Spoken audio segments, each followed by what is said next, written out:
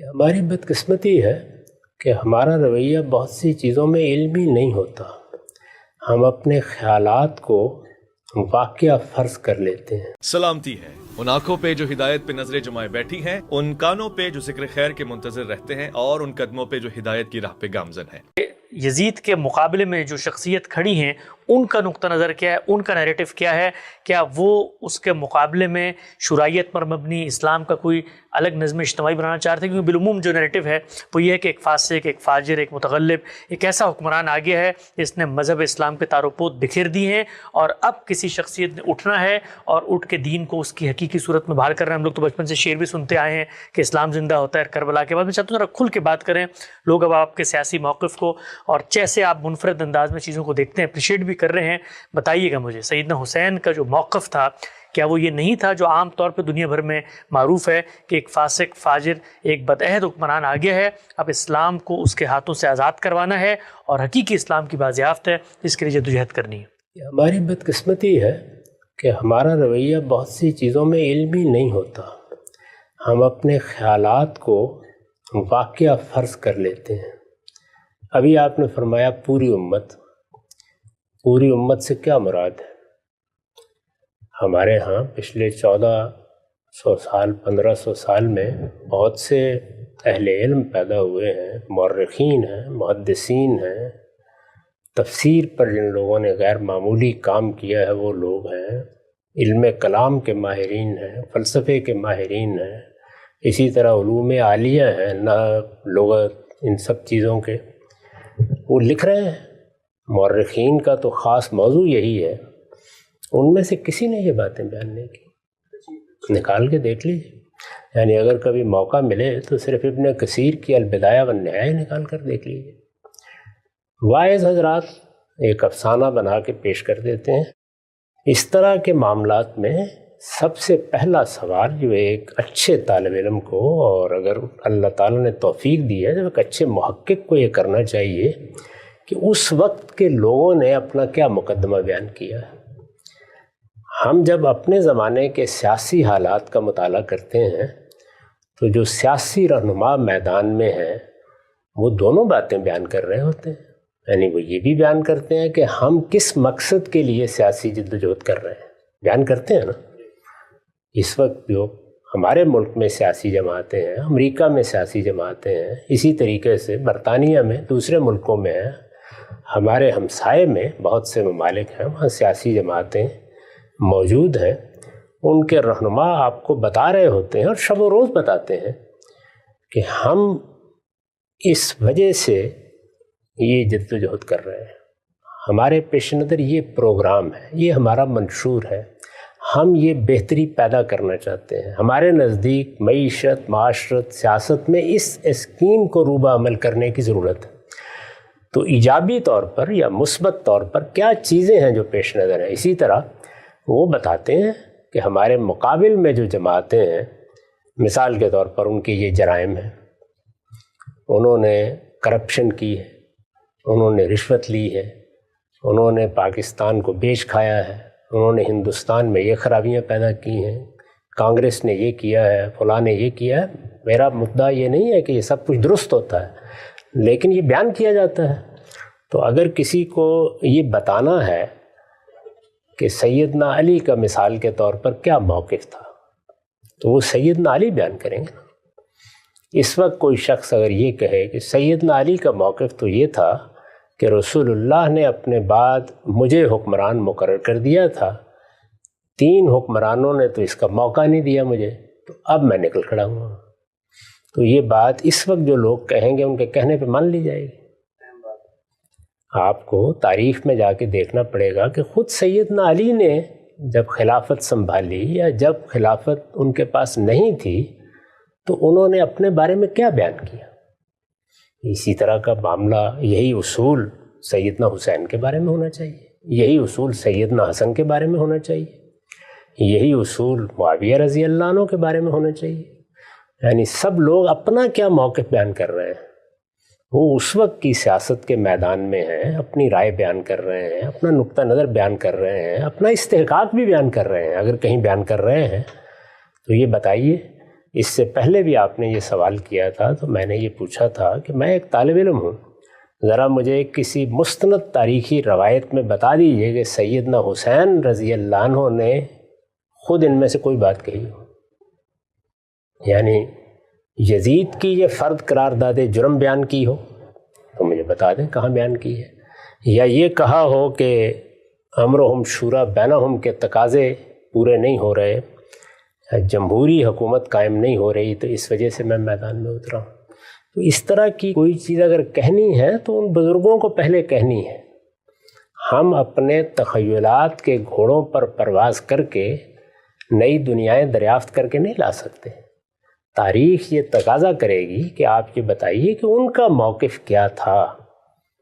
اس وقت کی دنیا میں آپ کے سیاسی رہنما ہیں، روز اپنے موقف بیان کرتے ہیں، اس میں بھی بعض اوقات افواہیں اڑ جاتی ہیں۔ ابھی میں آج دیکھ رہا تھا کہ ہمارے ملک کے وزیر اعظم جو اس وقت وزیر اعظم ہیں وہ یہ بیان فرما رہے ہیں کہ فلاں اور فلاں معاملے میں میرا جو موقف بیان کیا گیا ہے وہ میرا موقف نہیں ہے۔ تو بارہا ایسا ہو جاتا ہے کہ اس دنیا میں، یعنی جس میں ریڈیو ہے، ٹیلی ویژن ہے، سوشل میڈیا ہے، معلوم نہیں کیا کیا ذرائع ہیں، ایک طوفان ہے، ہر طرف کیمرے موجود ہیں، وضاحت کی ضرورت پڑتی ہے نا۔ تو میں تو وضاحت کی بات نہیں کہہ رہا، میں تو یہ کہہ رہا ہوں کہ مجھے ذرا دکھا دیجئے کہ ان میں سے کون سی بات انہوں نے فرمائی ہے۔ تو آج جو لاکھوں لوگ وہ موقف بیان کر رہے ہیں، آپ خود فرماتے ہیں اتنا بڑا جمع غفیر، ظاہری بات ہے آسمان سے تو اتر کے آئے نہیں، نہ کسی میدان میں جمع ہو کے سب مل کے جھوٹ بولیں گے۔ یہ لاکھوں کروڑوں لوگ دنیا بھر میں جو عزاداری کرتے ہیں، ماتم کرتے ہیں، دنیا کو یہی مقدمہ بتاتے ہیں، تو یہ مقدمہ آخر پیچھے نسلوں نے اس کو پہنچایا ہوگا۔ اب یہ دیکھ لیجئے، یہ بھی ایک دلچسپ سوال ہے۔ یعنی ایک واقعہ پیش آیا ہے جس کو غدیر خم کا واقعہ کہا جاتا ہے۔ ایک تالاب پر رسالت مآب صلی اللہ علیہ وسلم نے پڑاؤ کیا اور وہاں ایک واقعہ پیش آیا۔ اس میں جو بات کہی گئی ہے وہ بات ہمارے ہاں بھی موجود ہے، وہ اہل تشیع کے ہاں بھی موجود ہے۔ اس کو سمجھنے کا ایک عمل کئی صدی بعد شروع ہوتا ہے اور پھر اس کے بعد وہ ایک عقیدہ بنتا چلا جاتا ہے۔ تو ہر چیز جو کہی جاتی ہے اس طرح نہیں ہوتا کہ بہت لوگ کہہ رہے ہیں تو یہ اجماع ہو گیا، تواتر ہو گیا۔ بھائی اس کو پوری تاریخ میں دیکھنا پڑے گا نا، یہ کب وجود پذیر ہوئی ہے، کب اس کی پیدا ہوئی ہے، کہاں سے ہوئی ہے، کہاں سے پھوٹی ہے، پھر اس کے بعد دیکھیں گے۔ یہ آپ کے علم میں ہے کہ میں جب سنت پر تحقیق کر رہا تھا تو دائیں بائیں سے ہر طرف یہی معلوم ہوتا تھا کہ بچہ پیدا ہو جائے تو اس کو اپنی آغوش میں لے کر اس کے کان میں اذان کہنی چاہیے، ایک کان میں اذان دوسرے میں اقامت۔ تحقیق کی تو معلوم ہوا کہ کوئی بنیاد نہیں ہے اس کی۔ مسلمان پہلی 3 صدیوں میں واقف ہی نہیں تھے ذرا سے اس سے۔ تو اس لیے اس طرح کی بہت سی چیزیں ہوتی ہیں جن کو جب آپ پوری تاریخ میں رکھ کے دیکھتے ہیں تو اس وقت یہ واضح ہوتا ہے کہ یہ چیز کیسے پیدا ہو جاتی ہے۔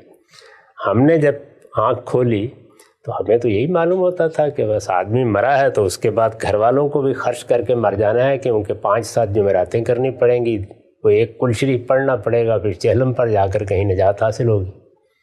لیکن بعد میں معلوم ہوا کہ ان میں سے کوئی چیز بھی دین میں نہیں ہے، لوگوں کی ایجاد کردہ بدعتیں ہیں۔ تو اس لیے میں نے تو بڑی سادہ بات کہی ہے کہ آپ کی تاریخ موجود ہے نا، مثلا البدایہ والنہایہ، یہ ابن کثیر ہیں، ابن تیمیہ کے شاگرد ہیں، 8ویں صدی ہے۔ بھائی 8 صدیوں تک مسلمان امت کو اگر یہ پتہ نہیں تھا تو اب کیسے معلوم ہوا؟ تو ذرا دکھائیے مجھے۔ اس میں پورا موقف بیان کیا ہے انہوں نے، ایک پورا باب ہے جس میں وہ بیان کرتے ہیں کہ کیا مسئلہ ہوا، کیسے نکلے، پھر کربلا کا واقعہ کیسے ہوا، اس کی تمام تفصیلات بیان کی ہیں انہوں نے۔ تو مجھے ذرا دکھا دیجیے اس میں کسی جگہ۔ میرے دل میں ایک بات ہے اور ایسا ہونا چاہیے، میرا ایک رومان ہے، میں اس کو دیکھنا چاہتا ہوں، یہ انہیں بیان کرنا تھا۔ وہ بڑی غیر معمولی شخصیات ہیں، بڑی زیرک شخصیتیں ہیں۔ میرے نزدیک تو اس کا کوئی امکان ہی نہیں تھا میرے بھائی۔ اگر سیدنا علی بھی دنیا میں رہتے تو موروثیت ہی ہونی تھی۔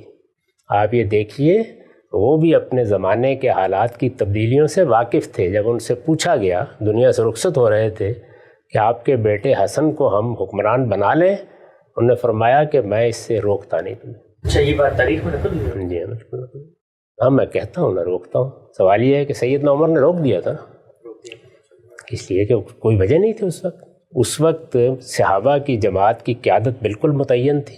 یہ معلوم تھا کہ ان لوگوں میں سے جس کو بھی حکومت دی جائے گی باقی لوگ اس کے سامنے سر تسلیم خم کر دیں گے. آخر انہوں نے جب 6 لوگوں پر یہ ذمہ داری ڈالی تو کیا کہہ کے ڈالی؟ ذرا پڑھیے تاریخ میں، طبقات ابن سعدی میں پورا واقعہ نکال دے کہ دیکھ لیجئے کیا کہا. انہوں نے کہا تم 6 اس وقت مسلمانوں کے رہنما ہو، جس نے اختلاف کرنا ہے تمہاری وجہ سے کرنا ہے. یعنی عام لوگ ایسے نہیں اختلاف کرتے سیاسی معاملات میں، ان کا کوئی لیڈر اور رہنما ہوتا ہے، وہ کہتے ہیں اس کو ہونا چاہیے. اس وقت بھی دیکھ لیں پاکستان میں میں انگلیوں پر گن سکتا ہوں کون سے لیڈر ہیں، جہاں کہیں بھی آپ لوگوں سے پوچھیں گے انہی کے بارے میں لوگ کہیں گے کہ ان کو ہونا چاہیے. یعنی اگر آپ کوئی سروے کریں تو لوگ بتا دیں گے آپ کو. تو جن لوگوں کو ہونا چاہیے وہ انہوں نے فرمایا یہ 6 ہیں. یہ 6 کوئی شورا نہیں تھی، یہ کوئی پارلیمنٹ نہیں تھی، یہ 6 وہ لوگ تھے جو خلافت کے امیدوار ہو سکتے تھے. تو انہوں نے کہا کہ تم بیٹھ کے فیصلہ کرو. پہلا فیصلہ تمہیں کرنا ہے کہ تم کس پر اعتماد کرتے ہو. اور آپ دیکھیے وہاں کیا ہوا. عبد الرحمن بن عوف نے بیٹھتے ہی یہ کہا کہ بھائی پہلے تعداد کم کرتے ہیں، 3 کے حق میں دستبردار ہو جائے. ان کے ایما پہ ہو گئے، باقی 3 رہ گئے. انہوں نے کہا میں اپنے آپ کو خود دستبردار کرتا ہوں، مجھے حق دے دو کہ میں تم دونوں میں سے فیصلہ کرتا ہوں. تو یہ اصل میں وہ جو زعماء جمع ہوئے ہیں، پہلے انہوں نے اپنے آپ کو وہاں کھڑا کیا کہ ہم کس پر متفق ہوتے ہیں. پھر اس کے بعد لوگوں سے جا کے پوچھیں گے. پھر وہ نکلے بازاروں میں، ان پہ لوگوں سے بھی پوچھا.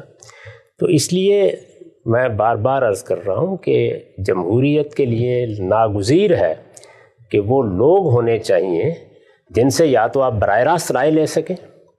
یہ مجھے بتائیے کہ ممکن ہے؟ یہ تو اب سے 100 سال پہلے ممکن نہیں تھا، ابھی ممکن ہوا ہے. نئے مواصلات کے ذرائع پیدا ہوئے ہیں. ایک بڑی سلطنت میں آپ پورے امریکہ سے چاہیں تو ووٹ لے لیں، رائے لے لیں. تو یہ ووٹ لینا کو یہ نہیں کہ انسان کو سوجا نہیں، کیسے لی جائے. پرانے طریقے یہی تھے، قبیلے ہیں ان کے سردار جمع ہو جائیں سارے کے سارے. چلیے ان کے درمیان میں اگر اتفاق ہو جاتا ہے. ابھی آپ افغانستان میں آپ کو یاد ہے نا ایک جرگہ ہوتا ہے خاص، قبائلی سرداروں کا جرگہ ہے، وہ بیٹھ کے فیصلہ کر دے گا. رسول اللہ صلی اللہ علیہ وسلم کے بعد کیا ہوا؟ آپ کی دعوت نے مہاجرین اور انصار میں ایک قیادت پیدا کر دی. گن کے دیکھ لیجئے وہ کون لوگ تھے. ابو عبیدہ بن الجراح ہیں، معاذ بن جبل ہیں، صدیق و فاروق تو خیر گلہائے سرسبد ہیں، سیدنا عثمان ہیں، سیدنا علی ہیں، زبیر رضی اللہ عنہ ہیں، طلحہ، یہی لوگ ہیں. عبد الرحمن بن عوف ہیں. یہ کوئی 8 10 12 لوگ ہیں جن کے بارے میں معلوم ہے کہ یہ اس وقت اصل میں مسلمانوں کی وہ جو جماعت پیدا ہوئی ہے، کوئی 1,20,000 کے قریب زیادہ سے زیادہ تعداد بیان کی جاتی ہے. ہمارے ہاں ایک چھوٹی سی کانسٹیٹنسی میں 2-2.5 لاکھ 3 لاکھ لوگ ہوتے ہیں. 1,20,000 کے قریب لوگ ہیں اور جزیرہ نما عرب کی حد تک ہے. تو یہ لوگ فیصلہ کر دیں گے، لوگ مان لیں گے. اور یہ سب کے سب ہجرت کی وجہ سے مدینہ میں جمع ہوئے تھے. اسی لیے مدینہ ہی کی حد تک لوگوں کی رائے، لوگوں کی یعنی ان زعماء کی رائے لینا بالکل ممکن تھا. صورتحال تبدیل ہو گئی، صحابہ پھیل گئے، تابعین کی بڑی جماعت وجود میں آ گئی، سلطنت 3 بر اعظموں تک پہنچ گئی، لاکھوں لوگوں کا اضافہ ہو گیا. اب اس کے بعد کیا طریقہ اختیار کیا جائے؟ کوئی طریقہ نہیں تھا. جس کے ہاتھ میں بھی اقتدار آتا اس کو ملوکیت ہی قائم کرنی تھی، کوئی اور چارہ نہیں تھا. اچھا ذرا لیڈروں پر نگاہ ڈال کے دیکھیے. یعنی باقی سارے کے سارے لوگ دنیا سے رخصت ہو گئے تھے، لیڈر کون تھے؟ جب یزید کی نامزدگی ہوئی ہے، ابو بکر کے بیٹے عبد الرحمن رضی اللہ عنہ، عبد الرحمن بن ابی بکر، یعنی وہ لوگ معاویہ رضی اللہ عنہ نے گن کے بتایا نا کہ یہ لوگ ہیں جن کے درمیان اختلاف ہوگا. عمر رضی اللہ عنہ کے بیٹے عبداللہ ابن عمر، دیکھیے نا. زبیر رضی اللہ عنہ کے بیٹے عبداللہ ابن زبیر، علی رضی اللہ عنہ کے بیٹے حسن اور حسین. تو بھائی موروثیت وجود میں آ چکی تھی، کوئی چارہ نہیں تھا اس کے سوا. یاد رکھیے ہمیشہ، اگر آپ ایسے نمائندگان یا ایسے ریپرزنٹیٹیو کا ایوان نہیں بنا سکتے کہ جس پر لوگوں کا اعتماد ہو اور یہ کہا جا سکے کہ یہ فی الواقع ریپرزنٹیٹیو نمائندہ لوگ ہیں، اگر نہیں بنا سکتے جمہوریت نہیں آ سکتی. پھر ملوکیت ہی آئے گی، وہی بہترین نظام ہوتا ہے۔ سیاست میں پہلا فیصلہ سیاسی استحکام کے حق میں کیا جاتا ہے، تو اس لیے جو بھی آتا اس کو یہی کرنا تھا۔ وہ بڑے زیرک لوگ تھے، وہ حالات کو دیکھ چکے تھے، جو کچھ تبدیلی آ گئی تھی اس کو بھی دیکھ چکے تھے، اس میں کوئی اور راستہ ہی نہیں تھا۔ یہی اس وقت کے رہنما تھے، سب کے سب ان جلیل القدر لوگوں کے بیٹے ہیں جو اقتدار سنبھال چکے تھے اس سے پہلے، یا جن کی کوئی حیثیت تھی اس معاملے میں۔ تو اس لیے میرے نزدیک یہ صرف رومانوی باتیں، ان کی کوئی حقیقت نہیں۔ اس کا اسلام کی بحث سے سرے سے کوئی تعلق نہیں ہے، کیونکہ نہ زبان ہے، نہ بیان ہے، نہ الفاظ ہیں، نہ سیاق ہے، کچھ بھی نہیں ہے۔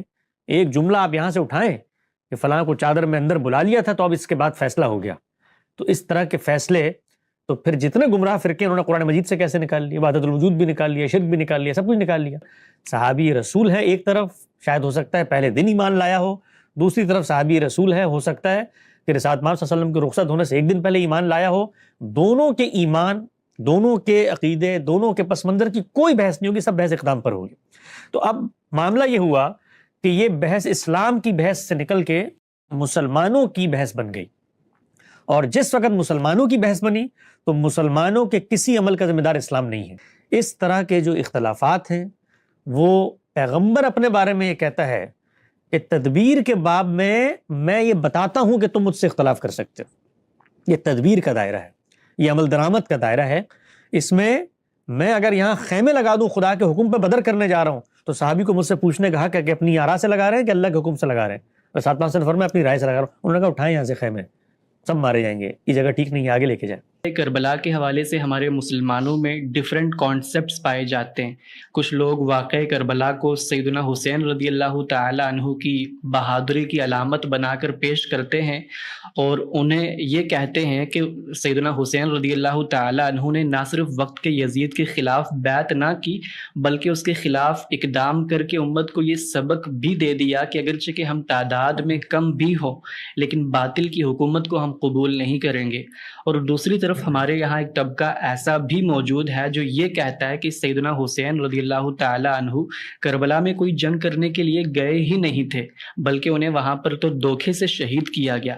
تو ان مختلف آراء میں سے حقیقت پر مبنی آراء کون سی ہے؟ اور ساتھ میں یہ بھی جاننا چاہوں گا کہ آپ اس بات پر بھی روشنی ڈالیں کہ کربلا کے میدان میں جو سیدنا حسین رضی اللہ تعالی عنہ اور ان کی اولاد کو جو ظلماً شہید کیا گیا، تو اس پر آپ کے کیا تاثرات ہیں؟ جی بہت شکریہ جناب۔ دیکھیے، یہ جو سوال آپ نے پہلا کیا ہے، یہ سوال ہماری امت کی تاریخ میں گزشتہ 1400 سال جو دو گروہوں کے انقسام اور نزاع کے باعث پوری کی پوری مسلم قوم کو دو حصوں میں بانٹنے پر مجبور کر دیا گیا ہے۔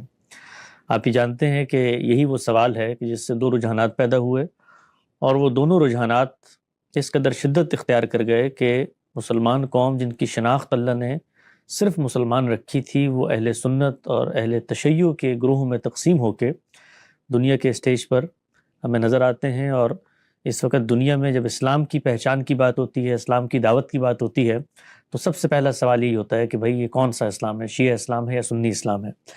تو اتنا گہرا، اتنا بڑا، اتنا عمیق اختلاف ہے کہ جس کی وجہ سے ایک قوم جس کا خدا ایک ہے، جس کا آخری پیغمبر متفق علیہ ہے، جس کے یہاں قرآن و سنت متفق علیہ ہے، ان کے یہاں بھی اتنی گہری تقسیم ہو گئی ہے کہ اب باقاعدہ دو گروہ بن چکے ہیں، اور ان دو گروہوں کا پورا ایک ایمان اور ویلیو کا سسٹم بن چکا ہے جس پر پرکھ کے وہ گروہوں میں لوگوں کو شامل کرتے ہیں اور وہ گروہوں سے لوگوں کو باہر نکالتے ہیں۔ گویا اسلام کے بعد اب کچھ اور فلٹرز ہیں جن کو اپنا کر آپ راسخ العقیدہ مسلمان بن سکتے ہیں۔ وہ اہل تشیع کے بھی ہیں، وہ اہل سنت کے بھی ہیں۔ میں آپ کو ایک بات عرض کرتا ہوں کہ جب سے میں نے دین کا، اسلام کا مطالعہ شروع کیا، میرے لیے کبھی بھی، کیونکہ میں ایک دیوبندی پس منظر کا آدمی تھا، اہل سنت والجماعت ہی میں نشوونما ہوئی، پروان چڑھا، تو میں نے کبھی بھی اس چیز کو بہت اہمیت سے سمجھنے کی کوشش نہیں کی تھی کہ مسلمانوں کے ساتھ یہ جو معاملات ہوئے ہیں، دو طرح کی تقسیم ہو گئی ہے شیعہ سنی کی، اس کی حقیقت کیا ہے اور اس میں صحیح رویہ کیا ہے جس کو اپنایا جانا چاہیے۔ 4-5 سال پہلے غامدی صاحب سے ہم نے جب استفادے کا مختلف پہلوؤں سے آغاز کیا لائیو ٹیلی ویژن پہ، تو اس موضوع کو بھی میں ان کے سامنے رکھنے میں کامیاب ہوا۔ ان سے ہمارا استفادہ ہمیشہ دین کے کانٹینٹ پہ ہوتا تھا. یہ قرآن ہے، یہ سنت ہے، یہ قرآن فہمی کے اصول ہیں، یہ حدیث فہمی کے اصول ہیں. امت کی علمی تاریخ میں جو منہاج ڈیولپ ہو گئے ہیں ان کو فکر فرائی کیسے دیکھتا ہے، ایک علمی ڈسکورس کی بحث رہی. لیکن چند سال پہلے مجھے یہ موقع ملا کہ اپنے عہد کے ایک بڑے صاحب علم سے اس پورا جو مسئلہ اور قضیہ پیدا ہوا ہے جس کی بنیاد پہ اتنی گہری تقسیم ہو گئی ہے، اس کے کچھ حقائق، اس کے کچھ شواہد، اس کے اندر کوئی تجزیاتی تحلیلی انداز میں چیزوں کا جائزہ لے کے غیر جانبداری سے کچھ رائے کی جگہ پر آدمی پہنچے، تاکہ اگر اس سے یہ سوال ہو، اس سے پوچھا جائے کہ اس طرح کے سانحات پہ اس کا رجحان کیا ہے، تو کوئی محکم قطعی چیز ہونی چاہیے جس پر وہ کسی ایک رائے کو اختیار کرے. اور ہمارے چونکہ جو دینی ابحاث ہیں ان کے اندر انسان بڑی قطعیت تک پہنچ جاتا ہے، اس کے اندر وہ لفظ ہے، وہ اجماع اور تواتر سے منتقل ہو چکا ہے، اس میں جملہ ہے، تالیف، سیاق کلام. تو ہم جیسے طالب علم جن کی ٹریننگ یہ ہوئی ہوتی ہے کہ وہ مذہبی متون میں ایک تعویل واحد، ایک قطعی خدا کا فیصلہ دریافت کر کے لائیں، تو یہ اپج پیدا ہوتی ہے کہ اگر ہم یہ کرنے میں کامیاب ہو جاتے ہیں تو کیوں نہ یہ جو باقی نزاعات ہیں ان کے اندر بھی کوئی فیصلہ کن جگہ پر آدمی پہنچ جائے. تو جس وقت میں نے ان سے گفتگو کا آغاز کیا، وہ گفتگو لوگ سن سکتے ہیں، 30-40 کے قریب قسطوں میں موجود ہے، انہی قضایا کے اوپر ہے. تو چند چیزیں میرے سامنے بطور طالب علم کے واضح ہوئی اور میں چاہتا ہوں میں آپ حضرات کی خدمت میں بھی رکھ دوں، اور اس کے بعد جس نتیجے تک یا جس رائے تک میں پہنچا ہوں آپ لوگ بھی دیکھیں. اگر آپ کو لگتا ہے کہ اس طرح کے کارپس کی موجودگی میں، اس طرح کے لٹریچر ریویو کی صورت میں اگر حتمی قطعی آراء تک پہنچ کر اسلام کی بحث اس کو بنانا ہے تو کیا یہ بنتی بھی ہے کہ نہیں بنتی. جو چند چیزیں مجھ پہ نمایاں ہوئیں ان میں سے پہلی چیز یہ تھی کہ قرآن مجید ہے یا اللہ کی دی ہوئی سنت ہے جو پیغمبر جس کا اجرا کرتے ہیں اور جو انبیاء کی روایت میں جاری ہے، اس کے موضوعات، اس کے مشمولات، اس کے تقاضے وہ اس سے بالکل الگ ہیں جو ہمارے ہاں تاریخی نزاعات کے درمیان انسانوں کے رویوں کی صورت میں سامنے آتے ہیں. یعنی یہ بات تو ٹھیک ہے کہ دین ہمیں ایک ہدایت دیتا ہے، وہ ہدایت ہوگی سچائی پہ چلنے کی، حق بات کا ساتھ دینے کی. اب یہ عین ممکن ہے کہ غامدی صاحب کو یہ دین کی ہدایت محسوس ہو کہ اس وقت توہین رسالت کے الزام میں جو لوگ جیل میں پڑے ہیں ان کی حمایت کرنا، یا وہ قانون جو اللہ اور اس کے رسول کے نام پر غلط بن چکا ہے اس پر تنقید کرنا، یہ اسلام کا تقاضا ہے. یعنی اسلام جب آپ کو ہدایات دیتا ہے تو اس سے بعض تقاضے پیدا ہوتے ہیں، یہ بڑی فطری سی چیز ہے. جب یہ تقاضے پیدا ہوتے ہیں تو گویا میں اسلام کی اصولی ہدایت کو سامنے رکھ کر اپنی عملی زندگی میں اس کا اطلاق کر رہا ہوتا ہوں. یہ اطلاق انسانی اطلاق ہوتا ہے، بشری اطلاق ہوتا ہے. اس اطلاق کے اندر صحیح اور خطا دونوں کا امکان ہوتا ہے، اگرچہ جو کرنے والا ہے وہ ایک دینی کونیٹیشن کے اندر یہ کام کر رہا ہوتا ہے. تو بحث یہ نہیں ہوگی کہ یہ جو کام آپ کرنے جا رہے ہیں یہ کام خلاف اسلام کام ہے، کیونکہ سامنے والا تو شخص یہ کہے گا نا کہ بھائی میں تو اسلام کا تقاضا سمجھتا ہوں اس بات کو کہ یہاں پر یہ کام ہونا چاہیے. جو بحث کی جائے گی وہ یہ ہوگی کہ یہ جو چیز آپ اسلام کا تقاضا سمجھتے ہیں یہ سمجھنے کا عمل آپ کے ہاں ہو رہا ہے. یہ دین کی کوئی صریح قطعی ہدایات نہیں تھی. اس میں کیا فرق ہوتا ہے اس کو بھی میں واضح کرتا ہوں. جس وقت کسی نص کے اندر کوئی حکم لکھا ہوا موجود ہو یا ہمارے سامنے آ جائے تو وہاں پر بھی غور و فکر، تدبر و تعقل اور فہم کا دخل ہوتا ہے.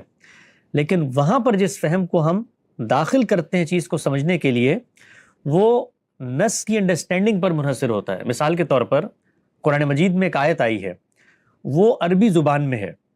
اب مجھے آیت کو سمجھنے کے لیے عربی زبان کو جاننا ہے، اس کے لیے فہم کو لڑانا ہے.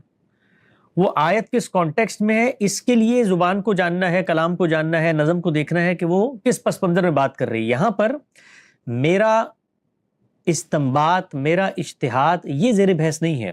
یہاں جو ورڈکٹ آ چکا ہے اس کو سمجھنے کا سفر ہو رہا ہے. جبکہ جس وقت میں اس کو سمجھ لوں گا اور مجھے پتہ چل جائے گا کہ اللہ تعالیٰ نے کہا ہے وَقُولُوا قَوْلًا سَدِيدًا، سیدھی سچی بات کرنی چاہیے، تو یہاں تک نص ہے. اس کے بعد کن معاملات میں، کن تقاضوں میں سیدھی سچی بات کرنی چاہیے، یہاں پر میں داخل ہو گیا. گویا اب میں دین پر عمل درآمد کر رہا ہوں. اب میرا دین پر عمل درآمد کرنا وہ میرے ساتھ منسلک ہے، اس کے میرٹ ڈی میرٹس اس سب کو میں نے بیان کرنا ہے. مجھ سے سوال ہوگا، مجھ پر اعتراض ہوگا، مجھ پہ تنقید ہوگی، تو میں یہ نہیں کہہ سکتا کہ قرآن مجید نے کہا قولوا قولا سدیدا، اس پہ کوئی اختلاف نہیں ہے. اختلاف میری اس بات پر ہے کہ یہ جو بات آپ کر رہے ہیں یہ قول سدید ہے یا نہیں. تو مجھے پھر اس موقع پر اپنی بات کے میرٹ اور ڈی میرٹ کو کوالیفائی کرنا ہے. میں اس میں اسلام کی بحث کو اگر لے کر آؤں گا اور کہوں گا میں تو اسلام کا ایک تقاضا پورا کر رہا ہوں اور آپ مجھ سے اختلاف کر رہے ہیں، تو ہر شخص یہی کہے گا جو عقل شعور رکھتا ہے کہ ہم اسلام پر گفتگو نہیں کر رہے، ہم آپ کے اس اقدام پر گفتگو کر رہے ہیں جو اسلام کی روشنی میں آپ نے سمجھا ہے. تو یہ جو فرق ہے یہ سب سے پہلے مجھ پر واضح ہوا کہ جتنے گروہ ہیں تاریخ میں ہوں یا حال میں ہوں، آپ دور کیوں جاتے ہیں، پاکستان کے اندر اس اندوناکی کا ایک اور سانحہ ہوا جو ہمارے علم میں ہے، ہماری معلومات میں ہے، بلکہ میں نے تو اپنی آنکھوں سے اس کو دیکھا ہے، براہ راست آنکھوں سے بھی دیکھا ہے، اور دنیا نے بھی ایک طرح سے دیکھ لیا، لائیو کیمرے لگے تھے. لال مسجد کا سانحہ. تو اب لال مسجد کے اندر بے شمار لوگ ایک کاز کے لیے اپنی جان دے دیتے ہیں اور وہ یہ کہتے ہیں کہ ہم دین کی سربلندی کے لیے یہ اقدام کر رہے ہیں. تو جب وہ یہ کہتے تھے تو کیا پوری کی پوری دنیا نے ان کے اس دعوے کو صرف اس لیے مان لیا کہ ان کی گفتگو میں دین آ گیا تھا یا ان کا حوالہ دین بن گیا تھا یا اپنی وہ سورس آف انسپریشن یا موٹیویشن دین کو بتا رہے تھے؟ ایسا نہیں ہوا، بلکہ ہر شخص نے کہا کہ جو کچھ آپ دین کی باتیں کر رہے ہیں ہم آپ کے عمل کو دین کی اصولی ہدایت پر پرکھ کر یہ کہنے کی پوزیشن میں ہے کہ ہمیں اس سے اختلاف ہے. خود علماء کو، یعنی وہ علماء کہ جن کی کوکھ سے لال مسجد کی قیادت پیدا ہوئی تھی، انہوں نے اپنے اختلاف کا اظہار کر دیا اور کہا کہ دین کا صرف ریفرنس بن جانا کوئی چیز یہ اپنی ذات میں دین کی نص کے اندر موجود لازماً مطلوب رویہ یا دو گروہوں کے تنازعات میں ایک گروہ کے رویے کی تائید نہیں ہوتا. اور مثال کے طور پر اگر ایک ہی تنازع میں دو گروہ ہوں اور دونوں اپنی سورس آف انسپریشن اور پوائنٹ آف ریفرنس دین کو بنا رہے ہوں تو پھر کیا خیال ہے؟ تو پھر دین کیا کرے گا؟ تو پھر ہم کیسے رائے اپنائیں گے کہ جو شخص اٹھ کے کہے کہ جی یہ میری فلاں آرزو، فلاں تمنا، فلاں کد و کاوش یہ دین کی پس منظر میں ہے، تو ہر جگہ پر یہ تقسیم کرنی پڑے گی. قرآن اور سنت کے اصول اور یہ ماخذ کی ہدایت اور اس پر عمل درآمد کا اسوہ حسنہ. بھی دیکھیے کہ یہ کام اتنا ناگزیر ہے کہ پیغمبر صلی اللہ علیہ وسلم جو دین کے شارع ہیں، سب سے بڑے عالم ہیں، آخری پیغمبر ہیں، جن کا کہا حرف آخر ہے، جن کا بولا قول فیصل ہے، وہ شخصیت بھی اپنے بارے میں یہ کہتی ہے، اپنے بارے میں کہ دیکھو میں جو صورتحال میرے سامنے آئے گی اس کے مطابق عدل کرنے کا معاملہ کروں گا. یہ عین ممکن ہے، یہ میں روایت کا مفہوم آپ کو بتا رہا ہوں، رسول پاک صلی اللہ علیہ وسلم نے فرمایا یہ عین ممکن ہے کہ کوئی چرب زبان آ جائے میرے سامنے اور اس کی گفتگو تو جادوئی ہو اور وہ مجھے ایسے قائل کر لے کہ میں اس کے حق میں فیصلہ کر دوں اگرچہ وہ حق پر نہ ہو. تو پھر وہ شخص تیار رہے کہ روز قیامت جہنم کی آگ اس کی منتظر ہے. یہ پیغمبر نے کیا کیا؟ پیغمبر نے یہاں پر یہ بتایا کہ صدق، انصاف، قسط یہ سب قائم کرنا دین کی ذمہ داری ہیں، لیکن اس کے لیے مامور کون ہے؟ ایک قاضی، ایک فرد، ایک بشر، ایک پیغمبر.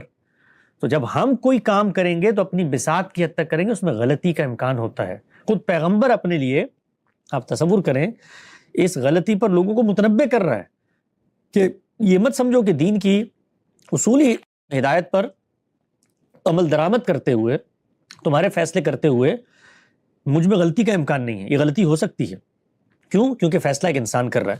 تو یہ بنیادی فرق جس کو میں نے ذرا تھوڑا دراز نفسی سے اور تفصیل سے بیان کیا، یہ بنیادی فرق میری سمجھ میں آیا کہ یہ ٹھیک ہے گروہ کہہ سکتے ہیں اٹھ کے کہ وہ دین کی سربلندی کے لیے کوئی کام کر رہے ہیں، اس میں کوئی حرج کی بات نہیں ہے. ہر مسلمان کے ہاں جو موٹیویشن کا باعث بنتی ہے وہ دینی بنتی ہے، لیکن ان کا یہ کہنا اسلام کا لازم ناگزیر تقاضا نہیں بن جاتا. اگر یہ بن جاتا ہے تو پھر روئے زمین پر خوارج سے لے کر IS تک اور اس کے بعد جتنے ہمارے یہاں پر گمراہ فرقے پیدا ہوئے ان سے لے کر آج تک کے قادیانیوں تک، سب کو اٹھا لیں، سب اپنے پوائنٹ آف ریفرنس میں دین کو پیش کر رہے ہیں.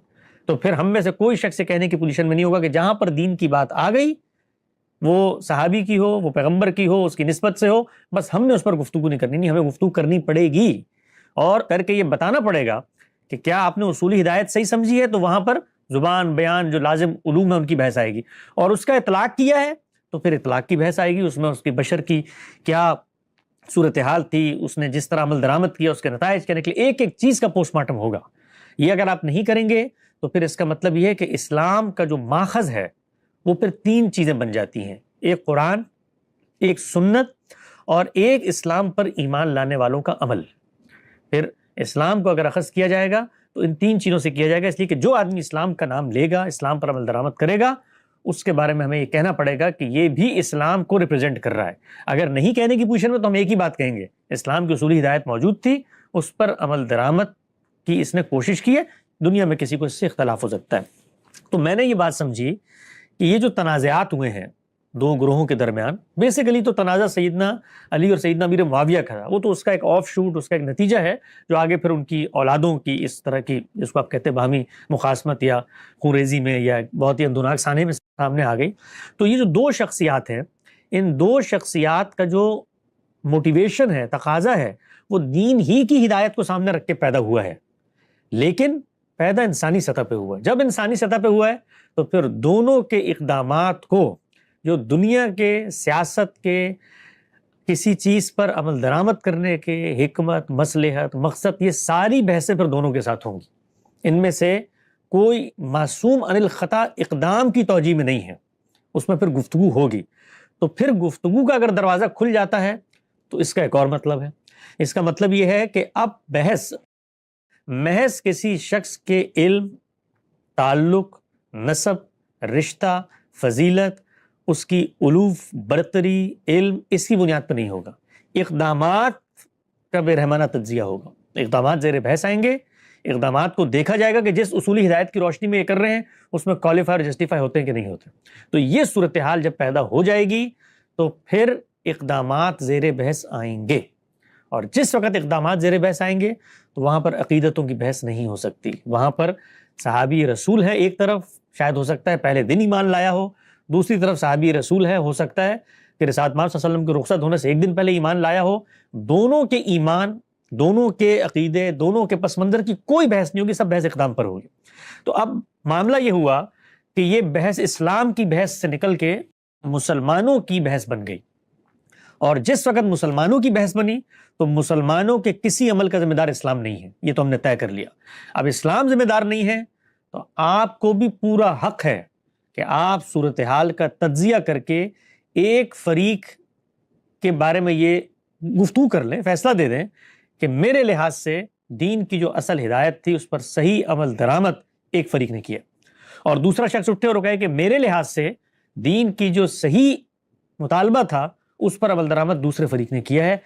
یہ بات اگر یہاں تک پہنچ جائے تو میں آپ سے یہ بات عرض کرتا ہوں کہ اس پورے کے پورے تنازع کے اندر جو شدت، جو افتراق، جو تنا تنی، جو ایک دوسرے کے ساتھ بدزنی، جو الزامات، جو تشدد اور یہ پورا کا پورا افتراق 1400 سال میں سامنے آیا ہے، اس کا سرے سے کوئی امکان پیدا ہی نہیں ہو سکتا۔ اس طرح کے جو اختلافات ہیں وہ پیغمبر اپنے بارے میں یہ کہتا ہے کہ تدبیر کے باب میں یہ بتاتا ہوں کہ تم مجھ سے اختلاف کر سکتے ہو۔ یہ تدبیر کا دائرہ ہے، یہ عمل درآمد کا دائرہ ہے۔ اس میں اگر یہاں خیمے لگا دوں خدا کے حکم پہ بدر کرنے جا رہا ہوں تو صحابی کو مجھ سے پوچھنے کا حق ہے کہ اپنی آرا سے لگا رہے ہیں کہ اللہ کے حکم سے لگا رہے ہیں۔ بس آتما سے فرمایا اپنی رائے سے لگا رہا ہوں۔ انہوں نے کہا اٹھائیں یہاں سے خیمے، سب مارے جائیں گے، یہ جگہ ٹھیک نہیں ہے، آگے لے کے جائیں۔ تو یہ امکان پھر ہر جگہ زیر بحث آئے گا۔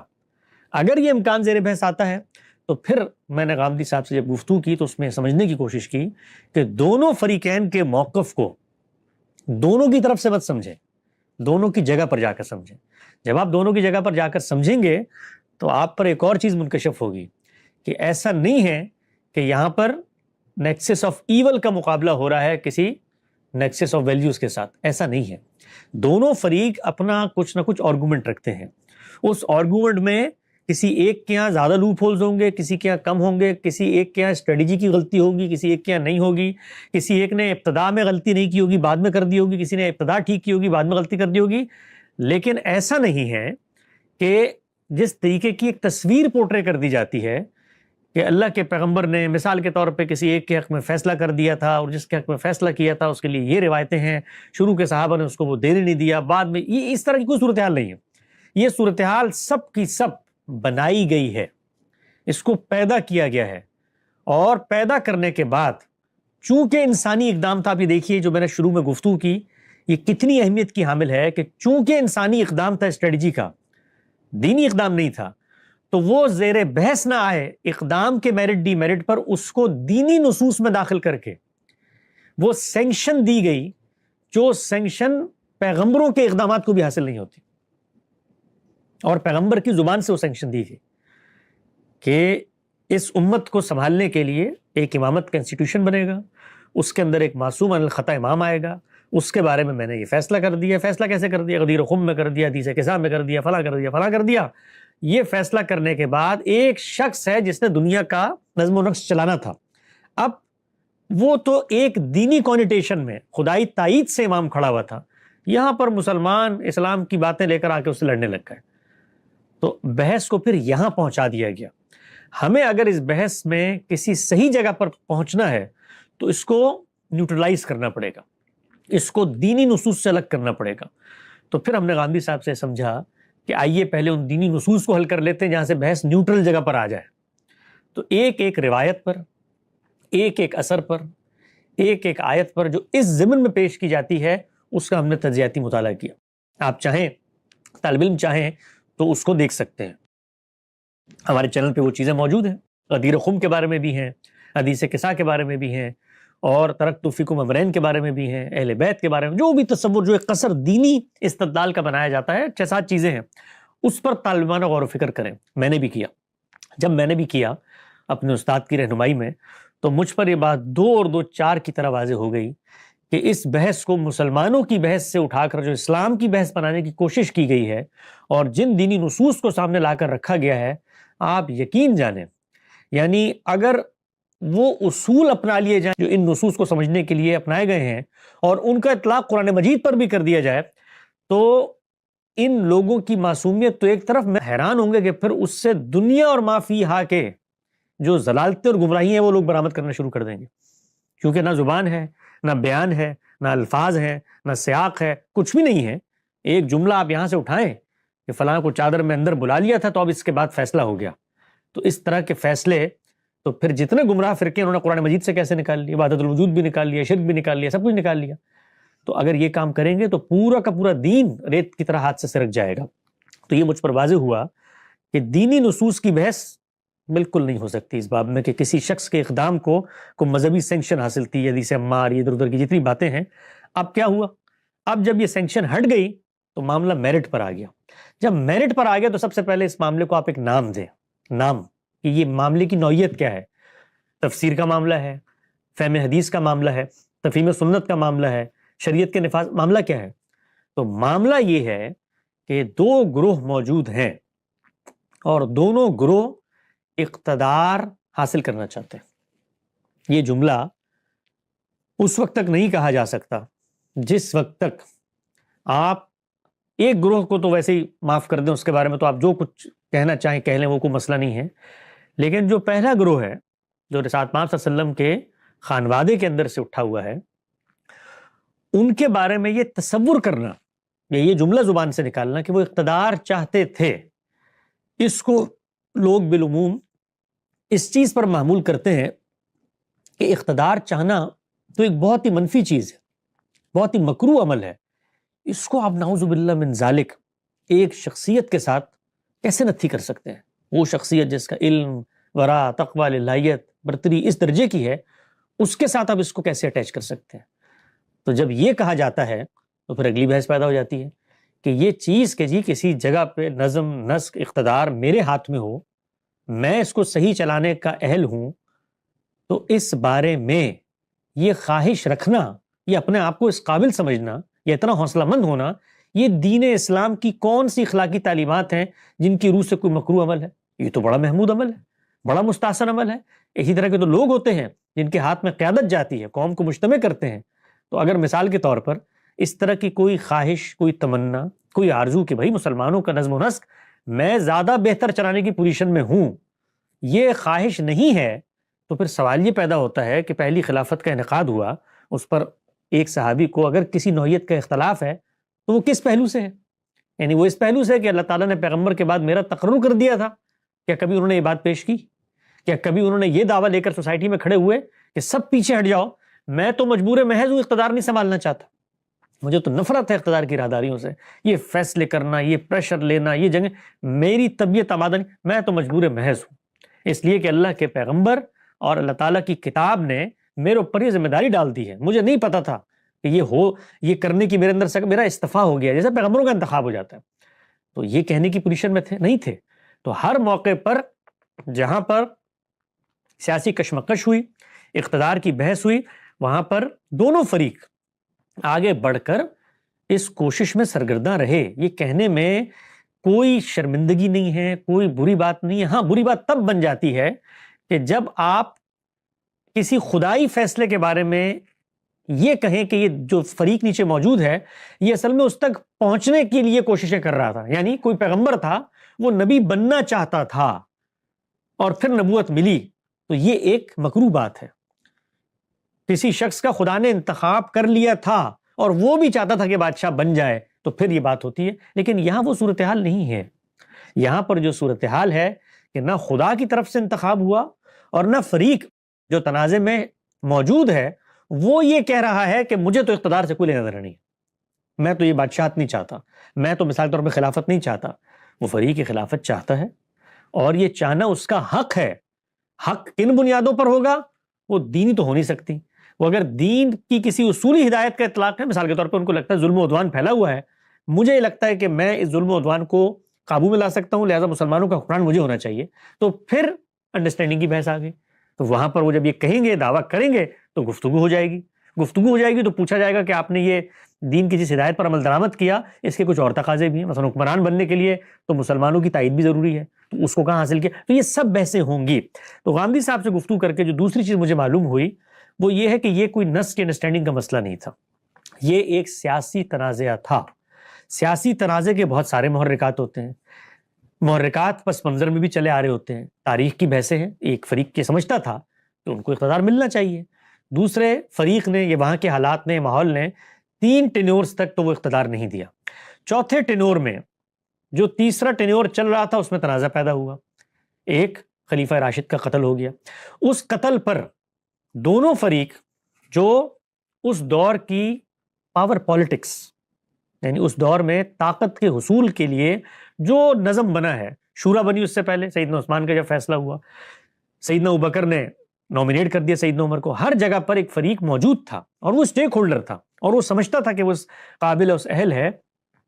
اس نے اس معاملے کے اندر ایک رویہ اپنایا، جن لوگوں نے قتل کیا تھا انہوں نے آ کر اس شخص کے ساتھ یہ بات کی کہ آپ کو ہم اپنا حکمران بناتے ہیں۔ وہ شخص کس بنیاد پر حکمران بن گیا اس کی اس معاملے میں ایک رائے ہے، اس رائے کو بھی ہم نے ان کی جگہ پر کھڑے ہو کر بیان کیا کہ یوں نہیں ہے، ایک شخص اقتدار کا منتظر تھا اور ایک موقع پیدا ہوا، اس نے کہا چلو بھلے قاتلین عثمان ہی مجھے نومینیٹ کر دے لیکن میں اقتدار کی گدی پہ آ جاؤں، ایسا نہیں ہے۔ اس شخص کی جگہ پر کھڑے ہوں تو وہ ایک دوسرا موقف رکھتا ہے کہ ٹھیک ہے، اقتدار میں مجھے آنا چاہیے تھا، اقتدار میرا حق تھا۔ اس صورتحال میں جب افتراق پیدا ہو گیا ہے، شاید میری شخصیت کے علاوہ کوئی شخص اس صورتحال کو قابو میں نہ کر سکے، اور یہ جو قتل ناحق ہوا ہے، اس قتل ناحق پر مجھے بھی دکھ ہے، درد ہے، لیکن میں ابھی اس وقت اس پوزیشن میں نہیں ہوں کہ ان باغیوں سے جن کی تعین بھی نہیں ہوئی، جن کی قوت اور تعداد بھی اتنی زیادہ ہے، ان کے ساتھ لڑ کر ان کے ساتھ قصاص کا معاملہ کروں۔ تو میں اس کو ایک مہلت میں لے جاتا ہوں کہ جب وقت آئے گا تو اس وقت ہم شریعت کے حکم پر عمل درآمد کریں گے۔ تو اب آپ دیکھیں کہ جو اقدامات وہ کریں گے اس کو علم اور عقل کی روشنی میں کہیں پر آپ فائدہ دیں گے، مارجن دیں گے، اور کہیں پر آپ تنقید کریں گے۔ مثال کے طور پر مولانا سید ابو العلا صاحب مودودی علیہ رحمہ جو اس پورے قضیے میں اپنی رائے سیدنا علی کے حق میں رکھتے ہیں اور سمجھتے ہیں، وہ تک اپنی کتاب خلافت و ملوکیت میں یہ لکھتے ہیں کہ ہر چیز کی توجیہ ہو سکتی ہے، لیکن مثال کے طور پہ سیدنا علی کے اس اقدام کی میں کوئی توجیہ کرنے کی پوزیشن نہیں ہوں بقول مولانا مودودی کے، کہ سیدنا عثمان کے قتل میں ملوث مالک اشتر وغیرہ جو تھے، ٹھیک ہے ان کے ساتھ آپ ایک رویہ اپنا رہے ہیں، لیکن ان کو باقاعدہ گورنری کا منصب دے کر آپ نے ایک جگہ پر مامور کر دیا جو متعین قاتلین میں سے تھا۔ تو اینی ہاؤ اس طرح کے جب اقدامات ہوں گے تو پھر اس میں میرٹ ڈی میرٹس دیکھے جائیں گے، بعض چیزیں درست ہوں گی، بعض چیزیں غلط ہوں گی، اور وہ ہونی چاہیے اس لیے کہ انسان کھڑا ہوا اس پہ عمل درآمد کر رہا ہے۔ یہی معاملہ دوسرے فریق کی طرف ہے۔ دوسرا فریق اپنا ایک نقطہ نظر رکھتا ہے، وہ پاور پالیٹکس کا حصہ ہے، وہ اقتدار میں بیٹھا ہوا ہے، اس کا قبیلہ، اس کا خاندان نسلوں سے اس خطے پہ حکمرانی کرتا چلا آیا ہے، اس میں درمیان میں ایک انقطاع آیا جس میں رسالت مآب صلی اللہ علیہ وسلم کے قبیلے کے لوگ حکمران بن گئے ہیں، وہ واپس سے اپنے اسی برتری کو ہو سکتا ہے حاصل کرنا چاہتا ہو. اس میں سے کوئی بھی چیز مکروہ ممنوع چیز نہیں ہے. یہ اگر حوصلہ مندی لوگوں میں نہ پیدا ہو تو اس دنیا کا نظام ہی نہ چل سکے. آج بھی آپ یہ دیکھیے اداروں کے اندر حوصلہ مند لوگ ہوتے ہیں، افراد خاندان میں ہوتے ہیں تو وہ آگے بڑھ کر چیزوں کی ذمہ داری لے لیتے ہیں. یہ معاملہ قوم میں ہوتا ہے تو وہاں پر بھی یہی معاملہ ہوا. جب وہاں پر بھی یہی معاملہ ہوا تو وہاں پر بھی کوئی معصوم عن الخطا افراد نہیں کھڑے ہوئے. انسان ہے تو اقدامات کریں گے، چنانچہ اقدامات ہوئے. ان اقدامات میں انسانوں کو حق ہے وہ تنقید کریں، ان کے بارے میں کہیں کہ یہ اقدامات میرٹ کے خلاف تھے، لیکن معاملہ جنگوں تک آ گیا اور ایک فریق نے دوسرے فریق پر جنگ مسلط کر دی اپنی دینی انٹرپریٹیشن میں کہ مجھے لگتا ہے کہ اس وقت تقاضا یہ ہے کہ جنگ کی جائے. جو 2 جنگیں ہوئی ان میں ایک فریق کا یہی موقف تھا کہ میں حق کی خاطر یہ جنگ لڑ رہا ہوں اور دین کی جو ہدایات اور نصوص ہیں ان پر عمل درآمد کر رہا ہوں کہ ایک خلیفہ کی بیعت ہو جائے تو اس کا مطلب یہ لوگ جو دوسری جگہ پر بیعت لے کے بیٹھے ہیں یا تو فساد فی الارض کے مرتکبین ہو رہے ہیں، یہ تو دین کی ہدایت سے روگردانی کر رہے ہیں، لہٰذا میں اب ان کا قلعہ کما کروں گا. اس میں آپ یہ بھی دیکھیے کہ جو فریقین ہیں اگر ان کی عظمت، ان کی رشتے کی قربت، اسی کے کینوس میں چیزوں کا فیصلہ کرنا ہے تو معاملہ ایسا گمبھیر ہے کہ ایک طرف تو داماد ہے جو باہر سے آ کے گھر کا حصہ بن جاتے ہیں اور دوسری طرف ان تنازعات میں کون کھڑے ہوئے ہیں؟ رسالت مآب صلی اللہ علیہ وسلم کی زوجہ یعنی آپ کی بیوی امہات المومنین میں سے سیدہ عائشہ. وہ ایک اور موقف رکھتی ہیں اس باب میں جو سیدنا علی کے موقف ہے، اس کے برخلاف سیدنا امیر معاویہ والا ہی موقف کہ نہیں قاتلین عثمان کے ساتھ ایک معاملہ ہونا چاہیے. اب آپ دیکھیے اتنے بڑے بڑے لوگ اتنی بڑی بڑی عظمتیں لیے ہوئے ایک دینی ہدایت کی انٹرپریٹیشن میں اختلاف کرتے ہوئے اس جگہ تک پہنچ چکے ہیں کہ باہم دست و گریباں ہوں اور جنگ شروع ہو گئی اور ہزاروں کی تعداد میں صحابہ کرام اس میں شہید ہو گئے. یہ معاملہ چلتا رہا، چلتے ایسا وقت بھی آیا، فیصلہ ہوا، خلافت کا انعقاد ہو گیا، صلح ہو گئی، سب لوگ مل کے بس ایک خلافت کے تحت معاملات کریں گے. انڈرسٹینڈنگ یہ تھی ایک فریق کی کہ بھئی یہ جب جائے گی تو اس کے بعد دوبارہ ہمیں مل جائے گی. اس وقت تک کی جو تصویر ہے اس کو پیچھے رکھیں، میں آتا ہوں پھر اس کا واقعہ کربلا، اس کو پیچھے رکھیں تو 3 باتیں 2 اور 2 4 کی طرح واضح ہو گئی کہ یہ پورا قضیہ ایک سیاسی قضیہ تھا. اس پورے قضیے میں فریقین کا موقف کوئی دینی تائید اور سینکشن نہیں رکھتا تھا بلکہ بشری اطلاقات کی بحث ہے. اور اس پورے قضیے کے اندر جس فریق نے غلطی کی ہے اس کو غلط کہنا یہ دین اسلام کے منافی نہیں ہوگا. اس کا اسلام کی بحث سے سرے سے کوئی تعلق نہیں ہے. چنانچہ اب میدان کھلا ہے، آپ جائیں، تاریخ پڑھیں، نکلیں، اقدامات پر گفتگو کریں. سیدنا علی نے یہ کیوں کیا، یہ غلط تھا. سیدنا امیر معاویہ نے یہ کیوں کیا، یہ ظلم تھا. یہ اطلاق ٹھیک تھا، یہ اطلاق غلط تھا. آپ کو آزادی ہے، جائیں، گفتگو کریں. آپ جب رائے اپنائیں گے تو لوگوں کو آپ کی رائے پر تنقید کا حق ہوگا. وہ آپ سے آ کر ہی کہیں گے کہ یہ آپ جو حکم لگا رہے ہیں سیدنا علی نے ظلم کیا، اس کی بنیاد کیا ہے؟ وہ کہیں گے یہ خبر واحد میں لکھا ہے. وہ کہیں خبر واحد کے ثبوت کی بحث لے کر آؤ، اس کی بنیاد پہ اخلاقی حکم کیسے لگا. تو وہ سب پھر تاریخ کی بحثیں ہیں. اس میں جس فریق نے اتر کے موقف اپنانا ہے وہ اپنے آپ کو تیار کر لے کہ اس سے یہ سارے سوالات ہوں گے. یہ جو صورتحال، یہ جو سیاسی تنازع، یہ کہ اقتدار کس کے ہاتھ میں آئے گا، صورتحال پیدا ہوئی سیدنا حسین کا اقدام اور ان کا اندھوناک سانحہ، اسی کی ریپرکلز، اسی کے آف شوٹ، اسی کے نتائج میں شامل ہے. یعنی اس واقعے کو آپ الگ کر کے نہیں دیکھ سکتے. جس طرح سیدنا حسین کی یہاں پر شہادت ہوئی ہے، افسوس در افسوس کہ ان کی شہادت ہوئی ہے، اسی تنازع کے اندر 70,000 صحابہ کی شہادت ہوئی ہے. یہی تنازع ہے، 70,000 صحابہ کی شہادت. اور اسلام کی نگاہ میں ہر انسان کا، ہر مومن کا، ہر بشر کا خون برابر ہے. کیا کبھی آپ نے پڑھا اسلام کی بحثوں میں کہ کوئی شخص اٹھ کے کسی راہ چلتے آدمی کو مار دے اور کوئی شخص اٹھ کے کسی عالم کو مار دے تو دونوں کی سزا میں فرق ہے؟ نہیں. ہمارا دین انسانی جان کی حرمت کی بات کرتا ہے. تو وہ جان ایک صحابی رسول کی جائے، نواسہ رسول کی جائے، نئے ایمان لانے والے کسی فرد کی جائے، کسی تابعی کی جائے، کسی ہم جیسے ہمہ شمہ کی جائے، اللہ کی نظر میں وہ جان برابر ہے. تو جانیں چلی گئیں، جانیں جا رہی تھیں. سیاسی تنازعات میں باہمی دست و گریباں ہو گئے فریق، جنگ تک نوبت آ گئی. اس کے بعد امن کا ایک وقفہ آیا اور پھر سے جنگ شروع ہو گئی. تو اب یہ جو جنگ شروع ہو گئی ہے اس کو اگر آپ نے سامنے رکھنا ہے تو اگر سیدنا حسین کے اقدام کو اسلام کی ہدایت سے جوڑنا ہے تو پھر آپ کو اوپر سے جتنے اقدامات ہوئے سب کو اسلام سے جوڑنا پڑے گا. اور اگر آپ یہ کہیں کہ نہیں یہ اسلام کی ہدایت پر عمل درآمد تھا، تو جس طرح پچھلے جتنے فریق تھے ان کا عمل درآمد زیر بحث آیا، سیدنا حسین کا بھی زیر بحث آئے گا. کوئی شخص روئے زمین پر اس چیز سے مستثنا نہیں ہے کہ وہ دین کا نام لے کر کوئی اقدام کرے اور کرنے کے بعد اس اقدام پر گفتگو نہیں ہو سکتی. گفتگو ہوگی اور اس میں جو فریق جو نقطہ نظر اپنائے گا اس کو اس کے دلائل دینے پڑیں گے. چنانچہ پھر اس پر بھی ہم نے گفتگو کی اور گفتگو کر کے بتایا کہ ان تمام سیاسی تنازعات کی موجودگی کے باوجود جب ایک خلافت وہاں بن گئی، وہ خلافت ایک فریق ہو سکتا ہے دل سے تسلیم نہ کرتا ہو اور وہ کہتا ہو کہ یہ ظلم کر کے بنی ہے اور میں ظلم کا خاتمہ کرنا چاہتا ہوں. تو اب خاتمہ کرنے کے لیے آپ دین کی ہدایت سمجھ کے اس کو جا رہے ہیں نا، خاتمہ کرنا چاہتے ہیں، تو پھر خاتمہ اگر سامنے والے فریق کے پاس طاقت ہے تو کیسے ہوگا؟ میدان جنگ میں ہوگا. اور اس کو یہ محسوس ہوتا ہے کہ میری، اور وہ بھی اس دینی کونیٹیشن میں کھڑا ہوا ہے کہ میں بھی خدا کی زمین پہ لوگوں کی ایمان سے حکومت کرنے کے لیے بیٹھ گیا ہوں اور مجھے لگتا ہے میں انصاف پسند ہوں، تو میرا خاتمہ ہوگا تو دین کی خلاف ورزی ہو جائے گی، تو چنانچہ میں اب دین کی حفاظت کرتا ہوں. تو اب جب آپ اٹھیں گے انقلاب لانے کے لیے تو سامنے سے ایسا تو نہیں ہوگا نا حقیقت میں کہ پھولوں کے گلدستے پیش کیے جائیں. اگر گلدستے پیش کی جانے تھے تو یہ تو 20-30 سال پہلے ہو جاتے ہیں، 70,000 صحابہ کی شہادت ہوئی، نہیں پیش کیے گئے. تو وہاں پر پھر ایک اندھوناک سانحہ سامنے آیا. اس پس منظر میں اس سانحے کا جب ہم جائزہ لیتے ہیں تو وہاں پر بھی ہم فریقین کے اقدامات پر گفتگو کرتے ہیں اور یہ کہتے ہیں کہ جن بدبختوں نے سیدنا حسین کو شہید کیا، ان کا خون بہایا، ان کو یہ اقدام نہیں کرنا چاہیے تھا. وہ اس کے لیے کوئی دینی اخلاقی جواز نہیں رکھتے تھے.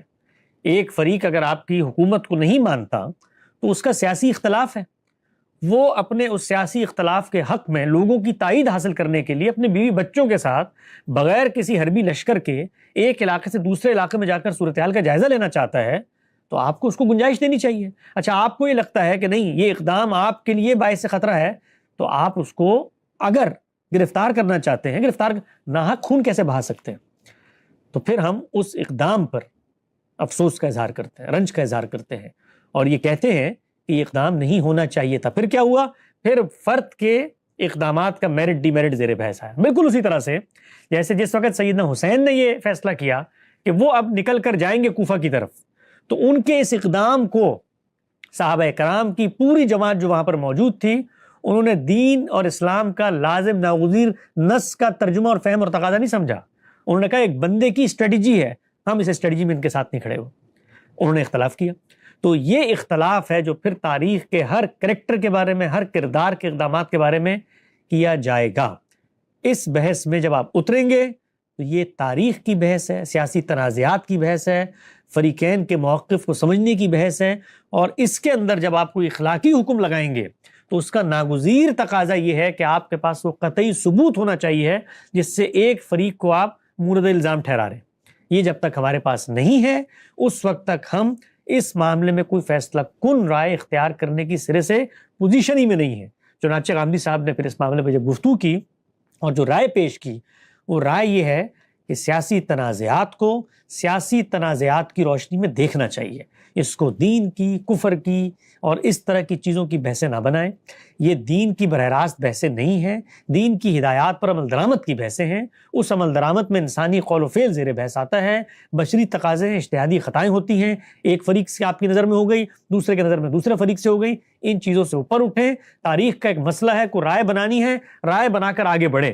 لیکن جس وقت آپ ایک فریق کے اقدامات کو دینی سینکشن دیں گے، دینی جواز دیں گے، اسلام کو زندہ کرنے سے جوڑ دیں گے، تو پھر اس کے بعد یہ بحثیں دینی سیاسی بحثیں نہیں رہیں گی.